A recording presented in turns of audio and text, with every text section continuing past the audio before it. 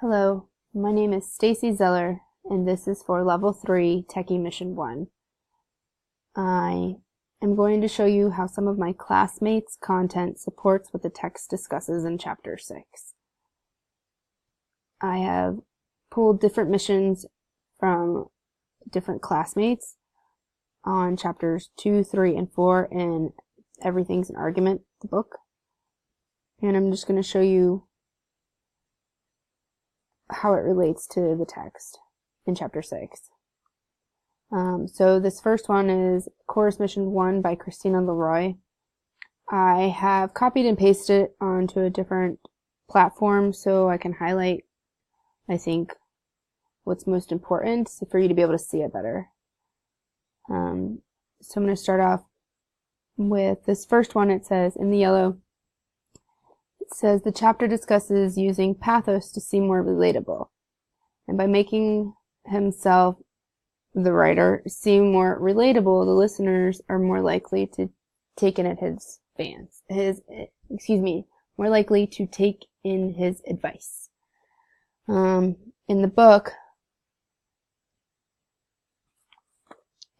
it discusses how for rhetorical analysis, you need to look for signals that writers share values with readers, or at least understand the audience. And I feel that by sharing your values and showing you understand your audience, it makes you seem more relatable to them. In the green, she writes, another way to use pathos is to use it to sustain an argument. Using it to back up logical claims can make the argument stronger and more memorable. I think that supports what the book says about adding muscle to your argument to help sustain the argument. If you back it up using logical claims, people are more likely, if you back it up a logical argument using emotional claims, people are more likely to remember it. In the blue, she writes, a passage about college sports fans uses pathos to make the article more exciting and memorable. It is a passage that college administrators do not really want to hear. However, the emotion within the article gets people to pay attention. In Chapter 6, it tells you to analyze the emotional appeals and judge whether the emotions raised advance the claims offered. I think what she says supports this, because the writers for this particular article are advancing their claims about college sports fans using the emotions and helping to get people to pay attention more. And she also says that we see pathos at work every day in different advertisements. And throughout the whole chapter, it talks about advertisements, and especially in using emotions to boost those advertisements. In this last sentence, when people feel like the argument is personal, they are more likely to be open-minded and take in the argument more so than if they were using logic. I think that supports what it says in Chapter 6, especially right in the beginning of the chapter. They tell you about an advertisement in the Super Bowl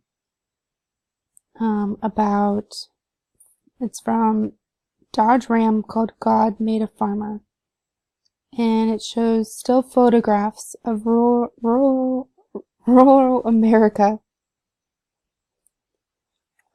across the screen with expert images and spellbinding words to boost a strong emotional appeal within their audience. So the audience can be open-minded and take in the argument to buy a Ram truck. And it says that the emotions boosted boosted the commercial and caused the audience to be more open-minded, and that the Rams website spiked immediately and sales of Rams pickup did too. All because of the emotions that they were displaying in their commercial. So for Chorus Mission 2, I want to also show you another mission by Christina Leroy about, ethos. In the beginning in green, she says, everyone subconsciously questions that motives and credibility behind an advertisement or article. Establishing a credible reputation in argumentative writing is crucial. I think that supports what it says in the book about credibility, that for a rhetorical analysis, you need to examine how a writer or an argument establishes credibility with an with an audience, and that it's very important to build your credibility and to show respect for your readers and viewers.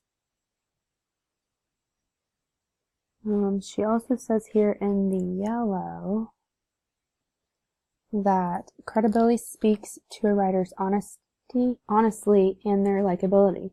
Another way to establish trustworthiness is to link your own core values to your argument. This shows readers that you are a person of value and can be trusted. Your writing is always sending signals to your readers about your credibility. I think that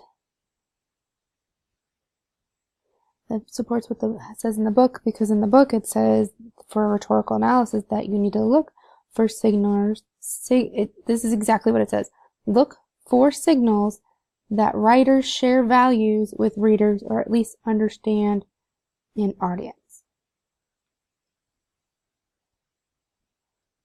The third thing in blue, she says the second element of ethos discussed in the chapter is authority. The writer needs to let readers know what their authority is. This supports what it says in chapter 6 about the rhetorical analysis, because one of the questions that you need to ask when doing a rhetorical analysis is, does the writer have the experience or authority to write on the subject? The last thing I wanted to point out was, she says the credibility and trustworthiness of the person is what will keep people listening. And that supports what it says in the book, because right in the book it says that readers believe writers who seem honest, wise, and trustworthy. So you need to analyze that in an argument and look for evidence of these traits. Both of these missions have a lot of examples that relate to chapter 6, but I'm only doing a few just for time. The last one I wanted to show you was Chorus Mission 3 by Andrew Dean. In the yellow, it says the term logos, in chapter 4 of Everything's an Argument examines the term logos and how it is used. That, right in chapter 6, it tells you that you need to analyze whether and how the claims are supported by good reasons and reliable evidence.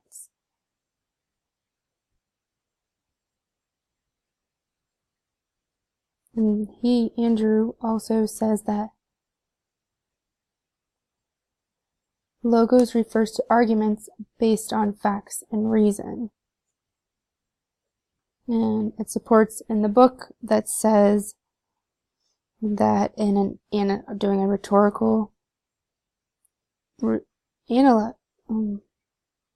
sorry, I just lost my word. In analyzing most arguments, you'll have to decide whether an argument makes a plausible claim and offers good reasons for you to believe it.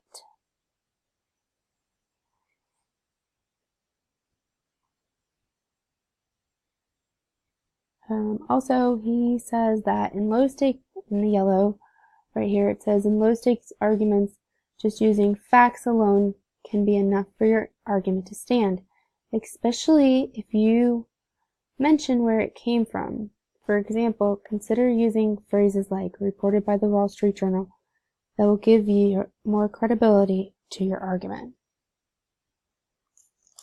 He also says that factual arguments can be greatly enhanced by something visual your audience can see, such as charts, graphs, and infographics to support the data.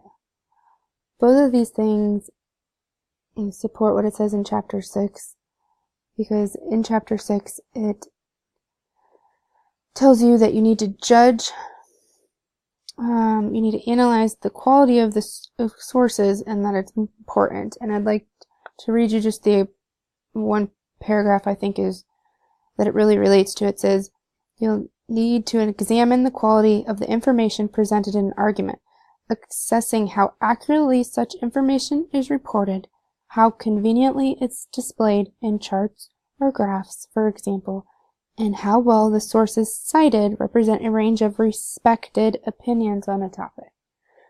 By